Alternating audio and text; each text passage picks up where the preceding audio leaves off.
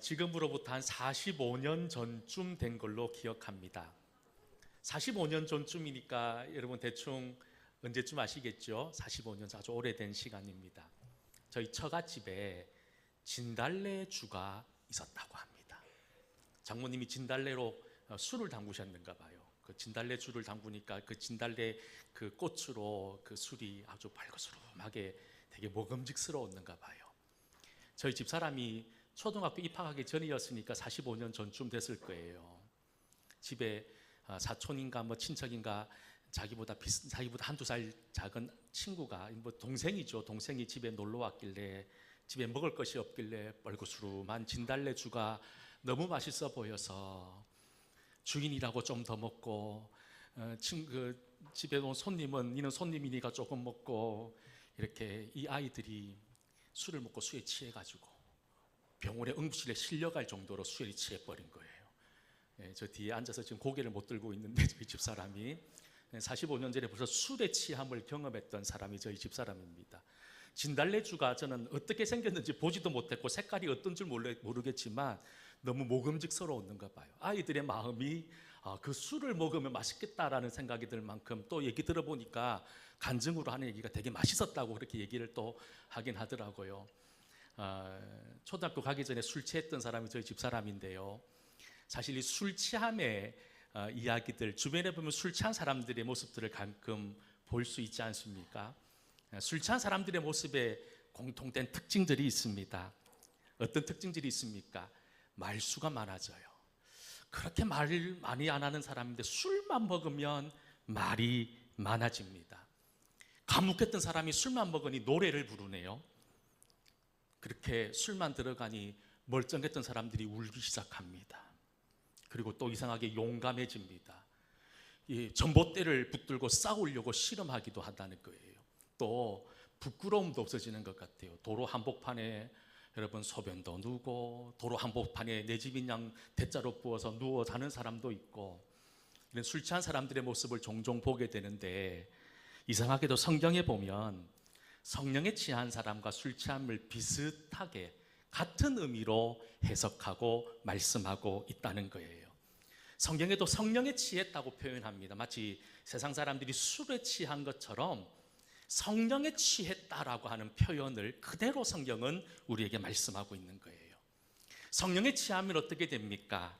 마치 술 취한 사람이 말수가 많아지고 노래를 부르고 용기가 생기고 여러분 자신만만해지고 이런 것처럼 우리가 거룩한 성령에 취하면 다른 삶을 다른 모습을 우리에게 보여줄 때가 얼마나 많이 있습니까? 우리 오늘 동성교회 우리 사랑하는 우리 유치아동부 아이들부터 우리 모든 우리 노년의 성도들까지 무엇보다도 성령의 충만함을 입어서 새롭게 거듭나고 새롭게 변화된 삶을 살아가는 그런 귀한 믿음의 사람들이 될 수 있기를 주의 이름으로 간절히 소망합니다.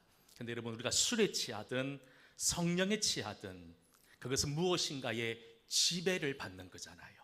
술에 취했다는 것은 술의 지배를 받는 거예요.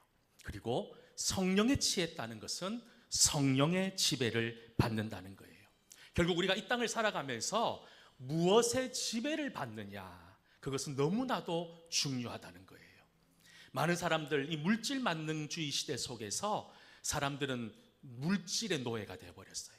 물질의 노예가 되었다는 것은 물질의 지배를 받고 있다는 말과 동일한 거지요. 사람들은 이 세상의 또 명예와 권세의 지배를 받고 있어요.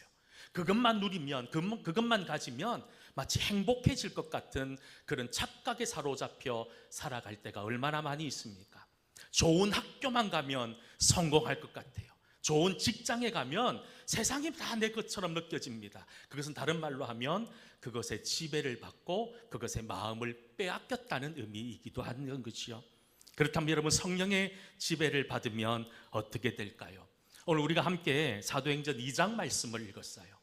이 사도행전 2장 말씀은 어떤 말씀이냐면 베드로 사도가 오순절 성령 강림절 이후에 이제 온 성도들과 함께 말씀의 은혜를 나누는 장면을 우리에게 소개하고 있다는 거예요.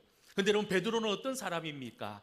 지금 오순절 성령 체험을 경험하기 전 사실 며칠 전까지만 해도 예수 그리스도의 십자가의 고난과 그 핍박의 순간에 예수님을 3번씩이나 저주하고 이제 모든 것을 내팽개치고 고향으로 숨어 들어갔던, 너무나도 나약하고 너무나도 보잘것없었던 예수님의 이름만 수제자였던 사람이었어요.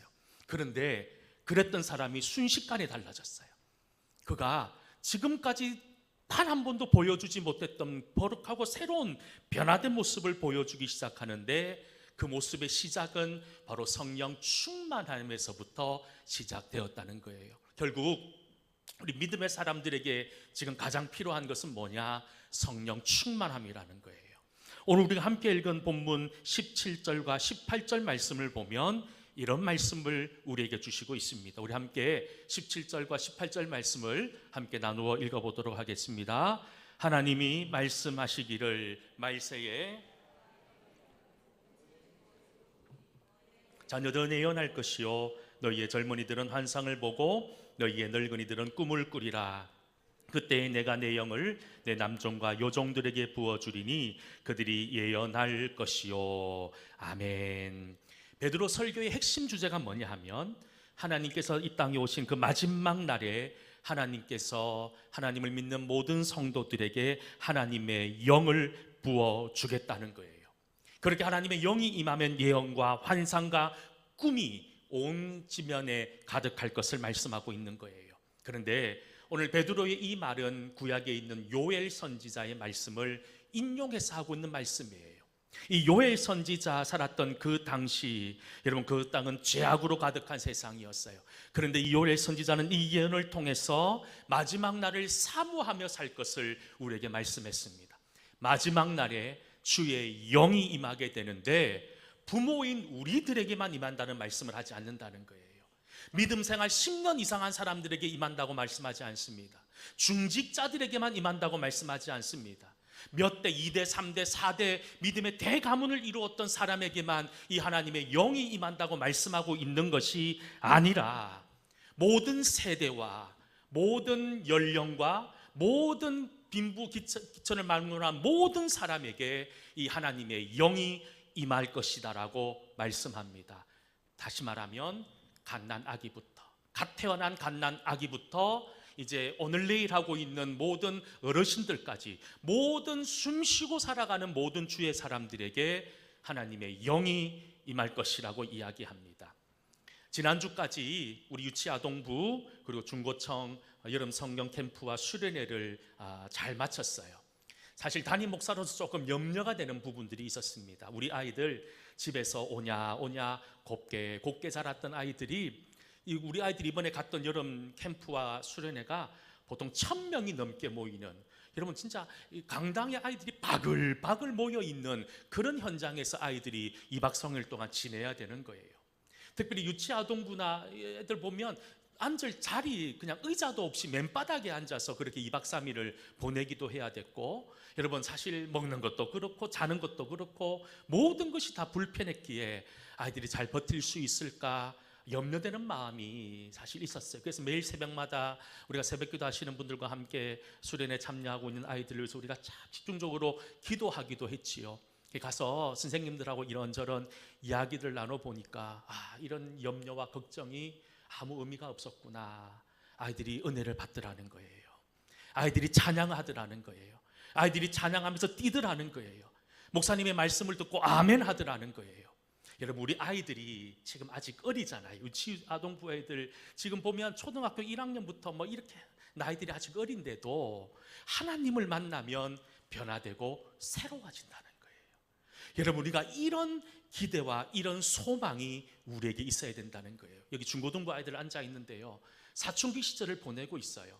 제가 중고등부 아이들 보고 농담처럼 하는 말이 뭐냐 하면 애들 벙어리라고 표현해요. 말도 하지 않아요. 이렇게 앉아 있으면 친구들하고 얘기도 하지 않고 그냥 혼자 앉아 있다가 휴대폰 보고 있다가 그냥 예배 시간 지나면 집에 가버리는 그런 아이들인데, 여러분 찬송하는데 아이들이 막 손도 들고 찬양하고요, 애들이 벙벙 뛰면서 찬양하더라니까요. 여러분, 이게 어떻게 가능할까요? 집에서 보면 다 어린아이처럼 보이고 늘 부모 품 안에 있었던 아이들인데, 하나님을 만나니까, 하나님을 경험하고 하나님의 존재를 깨달으니까 집에서 보이지 않았던 믿음의 변화된 모습들을 우리에게 보여주기 시작하더라는 거예요. 우리 방금 아이들 나와서 특송했잖아요. 이 특송의 가사를 여러분 한번 생각해 보십시다. 우리 어른들에게 어울리는 찬송의 가사잖아요. 그런데 아이들이 이 찬양으로 고백하고 있고 믿음을 드러내고 있는 모습이 얼마나 귀합니까? 오늘 특별히 성경에 뭐라고 말씀합니까? 하나님께서 예언 이 마지막 시대에 하나님의 뜻을 모든 사람들에게 부어주실 거라고 얘기해요. 자녀들과 남종과 여종들 모든 사람들에게 부어주려고 하는데 그 조건은 단 한 가지였다는 거예요. 그것이 뭐냐? 주의 이름을 부르는 자들에게. 주의 이름을 부르는 자들에게. 주의 이름을 부르는 자들에게는 갓난아기에서부터 늙은이까지 놀라운 변화의 은혜를 누릴 수 있다는 거예요.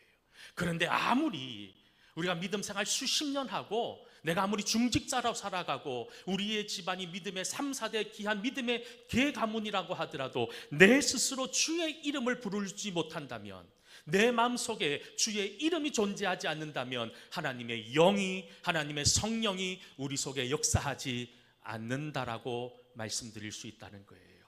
그럼 다시 한 번 더 우리의 삶을 잘 돌아볼 수 있기를 축복합니다.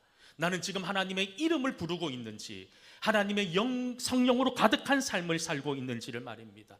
사랑하는 성도 여러분, 우리는요 그저 이 땅 가운데 내 마음대로 내 감정이 이끌리는 대로 살아가는 존재가 아니라 성령의 이끌림을 받고 성령의 인도하심에 따라 살아가야 될 존재라는 사실, 그것을 깊이 깨달아 알아갈 수 있기를 간절히 소망합니다. 그리고 무엇보다도 우리 사랑하는 부모님들, 또 우리 사랑하는 성도 여러분, 우리 아이들에게 사랑과 관심을 보여주시기를 기도합니다. 매일 아침 9시 되면 유치아동부 예배와 중고등부 예배가 2층 본당과 1층 교육관에서 드려집니다. 선생님들 일찍 옵니다. 또 우리 아이들도 일찍 와요. 와서 예배도 드리고 또 함께 성경 공부도 합니다. 그렇다면 우리 일찍 온 아이들에게 사랑한다, 잘한다 칭찬도 좀 해주시고, 우리 아이들에게 아이스크림도 좀 사주시고, 잘한다 용돈도 좀 주시고, 우리 선생님들에게도 좀 격려도 해주시고, 이럴 때 아동부나 중고등부에서 아멘 좀 크게 소리 좀 크게 나와야 되는데 아이들이 눈치가 아직 없어가지고, 네, 다시 한 번 더 말할게요. 우리 아이들 보면 잘한다, 사랑한다 칭찬도 좀 해주시고, 아이스크림도 좀 사주시고, 용돈도 좀 주시고, 네, 아멘 크게 한 친구에게 복이 있을지어다. 여러분, 우리가 사랑을 보여주고 관심을 보여주면 애들은 정말 온전히 잘 살아갈 수 있는 거예요. 저는 우리 동성교회가 우리 유치아동부부터 중고층까지 모든 아이들이 하나님의 이름을 부르고 또 하나님의 영으로 가득한 믿음의 사람, 복된 사람들로 잘 성장할 수 있기를 다시 한 번 더 주의 이름으로 간절히 축원합니다. 기도하겠습니다. 은혜로우신 하나님, 우리 사랑하는 자녀들 오늘 말씀처럼 주의 영으로 가득하여 예언의 은혜를 누리게 하시고 환상을 볼 줄 아는 그런 믿음의 사람들 다 될 수 있도록 하나님 함께하여 주시옵소서. 감사하며 예수님 이름으로 기도하옵나이다. 아멘.